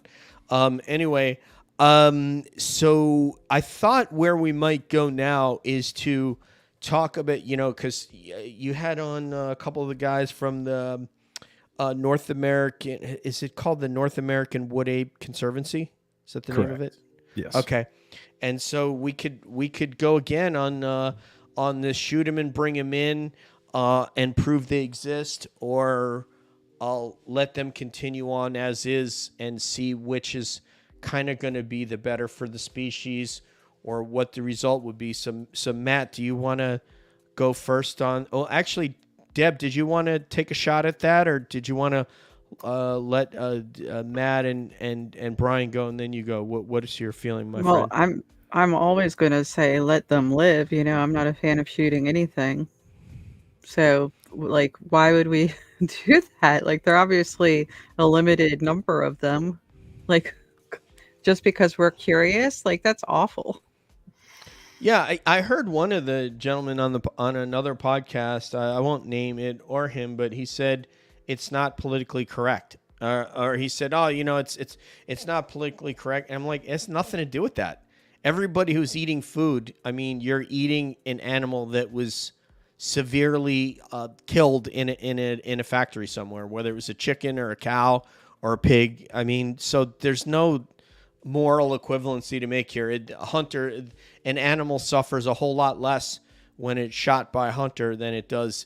The question is what he also, and so I objected to him using the political angle of it, which is BS. It just has to do with, he mentioned after that, it's a sentient thing. Right. That's the issue, that it's a sentient thing that we see this kinship with. Obviously, that's the thing. It's not politically correct. It has nothing to do with it. But anyway, Matt, let me let you go first, brother. I mean, what's your how long take? have you been trying to shoot one? Not just them specifically. I mean, there's another group, they're probably defunct now, called the GCBRO. We used to call them the Gulf Coast Bigfoot Research Organization. And their entire thing was shooting one. They had private property. They had, blinds, hunting blinds, stands, everything else. They would go and have active snipers on the property overnight, just staying up all night long trying to shoot one. They did this for, God, I don't even know how long, a couple of decades. They even ended up with a TV show about their antics. Never got one. As far as we know of, anybody that has been trying to shoot one to prove it to the world that they exist has been completely unsuccessful in their task. At this point, with technology and the tools that are accessible to anybody, I think there are better routes to go. If for no other reason than the simple fact that no matter what you think none of us, at least nobody sitting here right now at least, knows what these things are. You could very well pull the trigger on a human. These things could be human. Not necessarily like us, maybe a different type of human, maybe a relic hominid of some kind. We don't know. And then after you pull the trigger, if you are able to drop one, your troubles have just begun. Now get this, 1,000-pound, 1,200-pound, 8-foot tall giant thing out of the woods. Good luck with that. Have a place to take it. Where are you going to, I mean, this is like a huge undertaking, just to even go down that rabbit hole that you're probably just going to waste your entire time trying to accomplish. I think people would be better suited pursuing it in a different way, or trying to learn about these things instead of just wasting their time out there trying to shoot one for, I don't know what else it is, but ego. That's the only thing I can think of. Please, Brian. I feel like I'm going to be very unpopular now. No, I'll say this. Not at all. Not at all. In all seriousness, this is something that I have talked about ad nauseum on my show and talked about with people. I'm in the process now. I'm about 8 chapters into Matt Pruitt's book, The Phenomenal Sasquatch. And, Matt was and still is a part of the North American Wood Ape Conservancy. And, I'm interested in what they're doing, and I've had those guys on because I find what they're doing interesting. I'm not in any way associated with them outside of just my interest. So these last 3 or 4 shows that I've had with those guys on, and Matt's actually going to come on at the end of this month to promote his book and have a conversation about some of this stuff. But Matt poses a very simple question in the beginning of his book, and it is one of those questions that most of us in the community have asked so many times. Is we know that the phenomenon of Bigfoot is real, obviously, right? We're all talking about it. We're all a part of it in some way. People continue to have encounters with what they believe to be a Sasquatch. So the phenomenon itself exists. Then the only question becomes, does it exist in physical form, in the form of some sort of relic hominoid, hominin, hominid? Is it some sort of an ape? Is it some sort of a physical creature, or does it only exist in the minds of those who choose to believe it? That's really the only questions that we have to answer. And I struggle with, I believe it is a physical creature. I do believe that Sure. the Patterson Gimlin film clearly is a physical creature. I don't believe that exists in my mind. I see it. It's on film. It's there. So I've sort of answered that question for myself. Then I started shifting to this recently on my show when I have people on and they're out investigating. It happened. The show that's going to post tomorrow on the show was a lady that has had multiple experiences from childhood into her adulthood. And she goes out all the time now with this group of ladies that she goes out and hunts for Bigfoot and tries to have these experiences. I asked her, if you know they exist and you've had your experiences, you've seen these things, what's the motivation for you to keep going? And her answer was simple. I want people to know about them. I want other people to know and believe that they exist. And that's my motivation. So it sort of becomes what's your motivation? For the NAWAC, they say their motivation is to harvest a specimen and to prove the species is real and then to work on conservation of the species. Because anybody into this subject or any subject at all knows what science requires when you're talking about a new species. In most cases, I know people will point to certain things. There are certain species that have been recognized only on video and other evidence. I get that. But when you're talking about Bigfoot, I think everybody who's an adult in the room knows that that's not going to happen. If that were the case, there's tons of anecdotal evidence out there of videos and purported pictures and encounters of Sasquatch. They should have been recognized by now. So it's not going to happen. It's going to take a type specimen. So then you get into those groups that have that in mind when they go out and do their research. You know, I've said it before. I don't want to be the one to shoot one. I would not want to do that. If I have an encounter with one of those, wherever I'm happen to be, I don't want to be the guy who has to take it down unless it's for self-preservation. Sure. But I think it has to be a real conversation. If you're content with just knowing they exist and you accept that and you say, just leave them alone, let them live, that's okay. That's certainly your opinion. But for some of us who really want the species to be proven scientifically and then studied, and then I want to know what they are. I mean, just my curiosity. And, you know, I guess that's part of the problem for some people is, well, my curiosity shouldn't be a license to go out and shoot something that may or may not be very closely related to human beings. I totally get that. But my opinion is that, unfortunately, if we're going to prove the species beyond a reasonable doubt and prove it to be a scientific fact, and then go anywhere else, whether the turn is a left turn or right turn or wherever it goes from there, you're going to have to take a type specimen, probably two, for science to figure out what they are and, you know, sort of validate the species. There's so many ifs that are packed in there. You know, that's the problem, you know, because again, I think I said on your show is we say this in the UFO abduction thing. You know, one of your neighbors there in Fayetteville, Chris Bledsoe, has been abducted. Every government agency has been down to his property. We interviewed a former CIA agent who went to his property and had an experience. We interviewed a PhD, Dr. Diana Pasulka, also in North Carolina at UNC Charlotte, that went down there and had an experience, and a number of people. But has he proven anything that all of America says, oh, yeah, okay, this exists? We just had a government guy, the most highly cleared. The guy resigned April 7th. Dude, we're not even 90 days out from that in the government, and people still don't believe him. So what makes these people think that, and by the way, Grush, you know, the president, the National Command Authority, which is the president, the SecDef, the Joint Chiefs, haven't even addressed his comments and said, oh, yeah, this is legit. Yeah, we do have these programs. So what makes people think if these guys in Oklahoma or any group goes out and takes a specimen that anyone's going to believe it, that when you try to bring it someplace that it's not going to be apprehended, that they're not going to descend upon you as soon as word gets out that you have one? You know, you're going to go snatch a scientist from like some agricultural college and bring him to a barn somewhere and have him examine this decaying body. I mean, how does this happen? And then when it does happen, the problem is, so getting people, like with her saying, I want people to know it exists. People already definitely know it exists. There's no question. We're past that. The question is, if you want everybody in America, we can't get everybody in America to agree on anything. Nothing. 50% of the people in America believe one thing, 50% believe something else. So what will the culture, let's say, for example, that everything goes right, you get a specimen, and they say, okay, this is an animal that we haven't seen very closely. We're well above the 90 percentile. We're in the 95 to 98 percentile because they say that a gorilla is 90% of our DNA.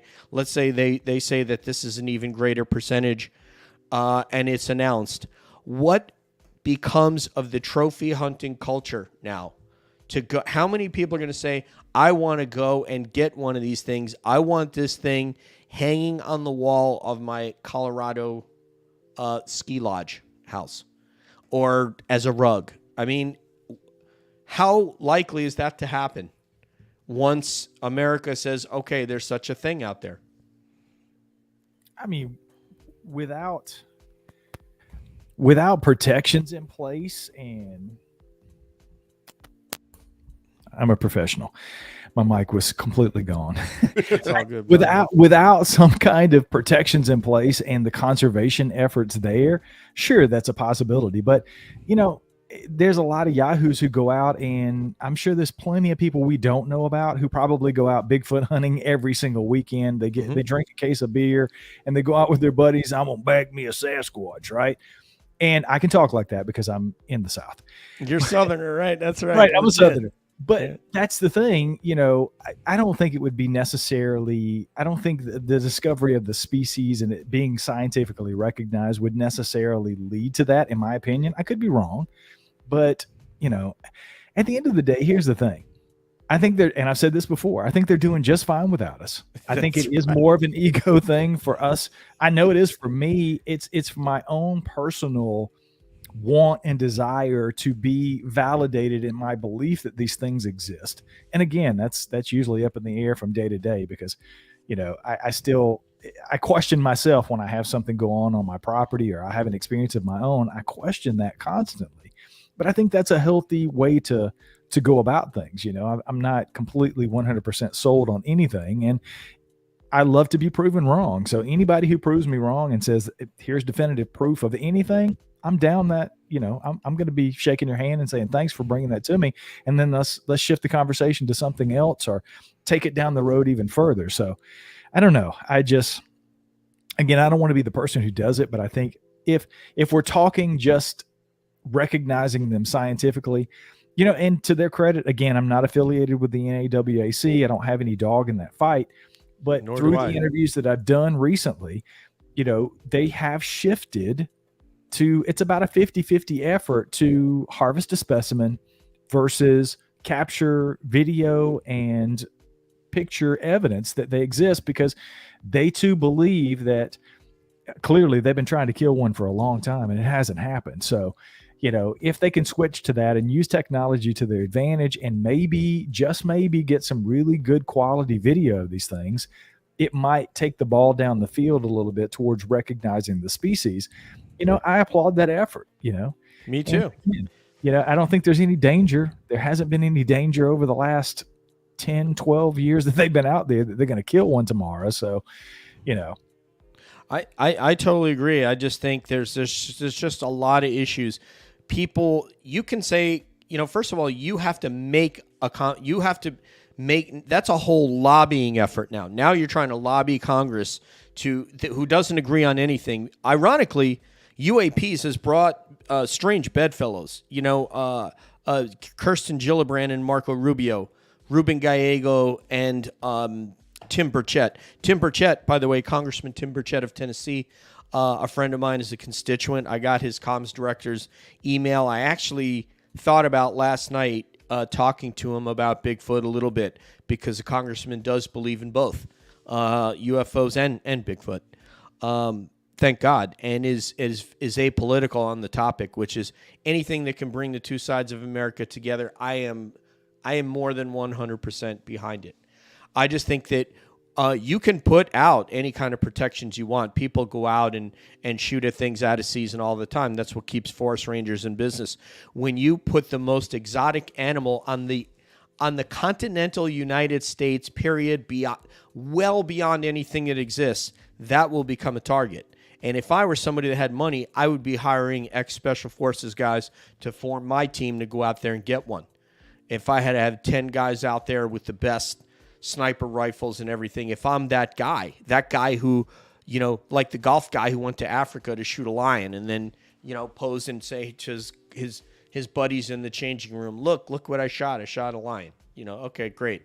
There are those people, and they will go after this thing. You can, because it's more exotic than a lion is by 100-fold, right?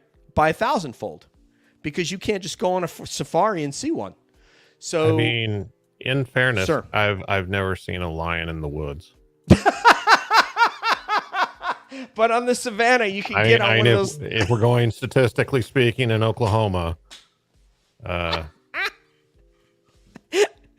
I do want to clarify something with what my little rant that I went off on. I'm speaking specifically in terms of research organizations. I just think their efforts would be better spent pursuing a different goal than trying to harvest a specimen. That's all I'm saying. I want to say something about ego too, Matt. I want to address ego, and I want to address my own ego right here. We do have an ego about being proven right. Deb has heard me try to stroke my own ego about being right about UAPs. I came on Brian's show because he had this guy Leon that was saying, that the Tic Tac was human-made tech, and I emailed Brian, said I just wanted to talk to Brian about that. I wasn't even trying to get on the show. He ended up inviting me on the show, but I was exercised because I know a lot about aerospace in our country. Turns out that David Grush, when Ross Coulthard asked him about the Tic Tac, he said, 100% not ours. He said, put that in the book. That one's been investigated. We have a lot on that. And of course, the ego in me wants to say, I told you so. Is that really important that DJ told you so? No. What's important is that people know that it wasn't a Russian or a Chinese or a U.S.-made tech, that it was something anomalous. That when those fighter pilots, and we're getting back to law enforcement and military, you have that Top Gun fighter pilot, his wingman, a radar operator on a ship, and a radar operator in an E-2 Hawkeye said, this is something that performed in a way we've never seen anything like this. I can't imagine that we could produce tech like that based on the flight characteristics of that Tic Tac. And then David Grush said, Ross Coulthard asked him directly about that. So, yeah, my ego, I feel vindicated. Will a lot of us feel vindicated if we get to tell people who laugh at the office about when we say Bigfoot that if it was real? Yes. We'll get to say, told you, stupid. But but is that really, how important really is that? And in terms of sentience and the being, if it's very close to us, I'll pose the same thing I said on your show. We know of people who have been, thank you, Julie, about my ego in the chat. That's great. We know of people who claim to have been abducted. We don't know 100%, but there are people we believe that have been abducted, not the least of which is on the circuit like you are, Travis Walton, from the 1975 incident. And is it okay to be abducted and just in the name of their science because they are a higher level species than us? So I think the number that the government wants to protect the most, that they know, and Grush has not spoken directly to this, but he said people he believed have been murdered at the hands of the phenomenon. He used that word, killed, okay? I think what the government doesn't want you to know, what Dave Paulides alluded to in his entire movie, was that people have been abducted and not come back. Is that okay if we do that to Sasquatch, who potentially could be a cousin of ours? I'm not saying it is, but is it okay? We're a higher species, so we get to make the decision, and you're okay. So if it happened to a family member of yours, would you just say, well, the UFOs took them, but it was in furtherance of science, so it's okay. My daughter's gone, so what? Was that a question? Yeah, I mean, because is there any human being that's going to say that? I mean, that's up to the individual. You know, you got to make that decision for yourself because. Well, nobody's going to say it's okay. Like Matt, you wouldn't say it for your daughter. No. I'm saying, you know, the actual question at hand, you know, that's up for the individual to decide if they're okay shooting at something that they don't have any idea what it is. Are they willing to take that chance? And unfortunately, it's a situation where it doesn't matter how it affects the Bigfoot or the Sasquatch.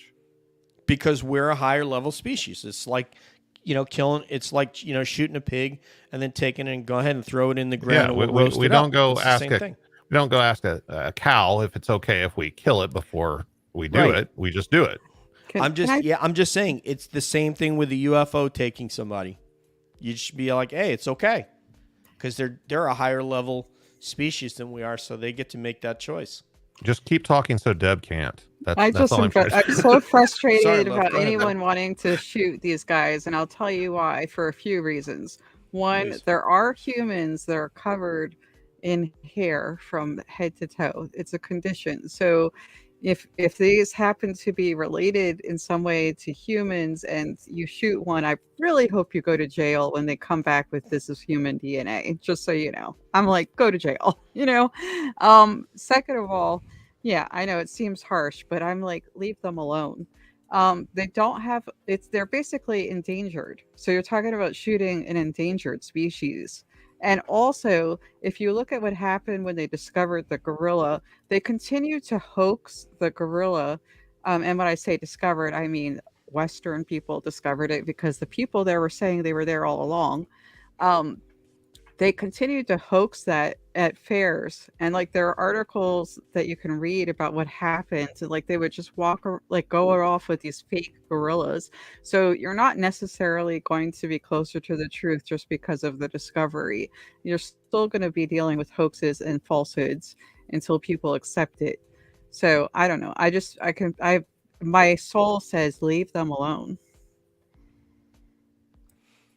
I can't disagree. I mean, it's just if you really want, you know, what is the motivation to, you know, to give that specimen to science? The science could say it exists. We already know it exists, but it's a really weird thing because it just doesn't fit in a category for other animals. It's just really kind of like its own tangent almost. But what Deb's saying is, well, the gorilla was sort of in that tangent because it's a very close cousin, and Bigfoot may be closer. And the condition you were talking about is hypertrichosis. And to Julie, I was going to say, killed is not murdered, just to be specific. True. The reason I use murder, the only reason I use that word is because Ross Coulthart used that word in the interview with David Grush. So he asked him about that. There's a number of them, he said, that were injured as a result of contact, being close to a craft or being, I guess. And then there was also some that he attributed to killed, or I think he used the word murder. And if I'm wrong, then I will correct myself on the next cab. I also, can I just yes, say ma'am. one more thing real quick? Please, ma'am. Humans feel so guilty about their eating meat in this brutal way that they will be developing synthetic meat soon, by the way. Like, not vegetarian, although there's plenty of people who have become vegetarian, but they're going to start creating meat to avoid that inhumane slaughter stuff that we've been doing. Yeah, it's, I mean, yeah, anything that happens out in the field hunting is mild compared to what happens in the slaughterhouse. I mean, this much we know. And in fact, these creatures, if we believe all the reports that we've heard, they are significantly more terrified of Bigfoot and how it's going to break its bones and then snap its neck and consume it than it is in a hunter, because people have said they've laid down right next to the tree stand, right? You guys have heard those narratives. So, but we got to let Brian get out of here and sleep. Brian, let's talk about all the things that you got coming up. And I also, if you and Danny would email me tonight for the show notes, everything that you have, everything will be in the show notes of this episode. Yeah. So please go ahead, sir. As soon as I get my mic back on. Yes, sir. So the most pressing thing for us is July the 22nd. I'll be in Gatlinburg, Tennessee at the Smoky Mountain Bigfoot Conference. I'll be handling the on-stage encounters portion of that, and they've got a pretty decent lineup coming. I think if you're interested in that sort of thing, they got Cliff Barackman coming, Matt Moneymaker, Renee Holland, Tony Merkel will be there, Lori Wade from the BFRO will be there, I will be there, and should be a good time. If you've never been to that conference, it is super. There's tons of people there. There's anything to do with Bigfoot, it's there. It's a really good time. It's a cool venue and just a really interesting group of people in Tennessee. So if you're in that area and you want to be a part of that, come out and see us there. And the next thing I guess after that would be Idaho SquatchCon. I talked about that. You know, if you want tickets to that, you can go to idahosquatchcon.com and you can come in person. There's still tickets available. If you want to do the virtual thing and be a part of that and get all the great cool things that come with it, the ebook from Michael Freeman, you get the footage, you get to be a part of what's going on with us on stage. You can go to hangar1publishing.com, go to the I think it's in the shop tab there, and it'll take you right over and you can be a part of history, because I don't think anybody's ever done that with a Bigfoot conference that I'm aware of. So I think that's kind of a first. But that's really it. I've got some other things in the works. We've been in talks for a while with the History Channel on possibly doing a television series. It's encounters based with the show and some other things with a partner of mine in the UK who does a great podcast over there. So that's going on. But other than that, yeah, those are the next two big things. And then obviously we got tons of stuff coming out on the show. I'm putting out like 3 episodes a week, and we've got other shows that we've added to the network. You know, check out the Paranormal Odyssey. Check out our friends at the Basement Hangout, Chad and Bob. They just joined the network. And then, of course, the Kentucky X-Files guys, Denny and Tyler and Josh. They do a fantastic job. Yeah. So we got a little bit of everything. Go to paranormalworldproductions.com and check that out. I dig it, man. I dig it. Yeah, we're doing the same. We're doing the same thing with our little network here, and it's great to get like people on. We've ended up getting a couple of co-hosts. I don't know. Maybe one day we'll get Bigfoot Crossroads on here, but not yet. But we do have that UFO Thinker Pod, and then Leah, who you didn't get to meet. She's actually out in Idaho. She's working on something called Version 0 that I think is going to be pretty dope for UAP stuff. But Matt, do you have any parting shots before we do Cabby goodbyes? No, man. Good. I enjoyed it. Well, I mean, I got a show coming out tomorrow. Got one coming out next Friday. Try to get one every Friday. You know, doing my thing, man, just like everybody else. Yeah, and Bigfoot Crossroads is also in the show notes, so you'll see that along with whatever Brian sends me. Deb's show is also in the show notes. Deb, Cabby, goodbye. Thank you so much for coming today, Brian, and putting up with my preaching about to save the Bigfoot. and of all your knowledge that you imparted on us. I appreciate it. Thank you so much. I had a blast. I appreciate you guys having me. Yeah, you could tell. It's just Deb has a heart. I mean, she just has a heart as big. She has this thing called UAP Med we didn't even tell you about, but and Bigfoot folks are welcome to that if you're somebody who's in the therapy business. Basically, anybody who's had encounters, needs to talk, needs to get out there, you can contact UAP Med, and they will get you somebody to talk to about your encounter that's a professional, a medical health professional of one sort or another. So that's one of Deb's side projects, along with her website. If you want to research anything UAP at UFO Connector, which is also in our show notes, you can go there, and Deb has, she's very dedicated to this. So we're very proud to have her. She's been here. She's been part of CAB almost since day one. So anyway, Brian, what I want to say to you, sir, I really, really appreciate you coming and sharing your perspectives. I really thought it was interesting, some of the things that you said. Like you said, I haven't heard you say before, and I think if we all work together, we're going to get somewhere. It's going to happen more slowly, just because, as I've said, Bigfoot, our topic, and I consider Bigfoot my topic as well as UAPs. It doesn't have a Lou Elizondo. It doesn't have a David Grush. It doesn't have a David Fravor. or these folks from the Nimitz that, and so that it was in the New York Times. Getting it, and Christopher Mellon, who was an Undersecretary of Defense for Intelligence. I mean, when you have, Jim Semivan was in the CIA. When you have that level of persons advocating for a topic, that's the only reason that it's further along than Bigfoot. Maybe to Bigfoot's benefit. But if those type of people come along and decide that they want this topic to get in front of Congress, that will change the disclosure aspect of Bigfoot. And like we've said, that may not be to its betterment, but that would make it happen. If somebody took the ball and ran with it, and it needs to be high-level government people like those folks that we just spoke of. But I really appreciate what you've said, and I'm a fan of your show, and I look forward to having you back on. If you want to come on here and co-host with us, who were we talking about that we wanted to get you on for? Which one was that to guess? Yeah, it was the cop that you were talking about that's working on the training. Keith Taylor, right? Yeah, I got to get you. I got to get you in on that episode. So yeah, I'll coordinate with you for Dr. Taylor.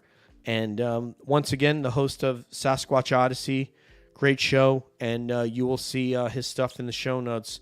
Thank you very much. So on behalf of Brian and Deb and Matt, this is DJ saying peace out, one love. We'll see you down the road, and as always, we're wondering what's up around the bend.